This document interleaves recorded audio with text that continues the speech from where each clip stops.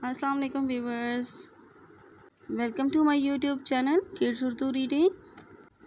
Students, आज हम एक नज़म पढ़ेंगे। नज़म का उन्वान है बिल्ली मैंने पाली।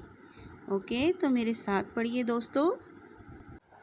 बिल्ली मैंने पाली है, सर से दुम तक काली है, आँखें क्या चमकीली हैं, कैसी नीली नीली है, बिस्तर पर चढ़ जाती है, साथ मेरे सो जाती है, जब मैं उसको पास बुलाऊं धीरे से कहती है म्याऊं।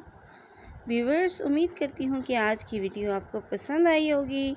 आपको मेरी वीडियो पसंद आई है तो लाइक करें, शेयर करें एंड सब्सक्राइब करें ताकि मेरी हर आने वाली नई वीडियो आपको मिल सके। Thank you. अल्लाह हाफिज़।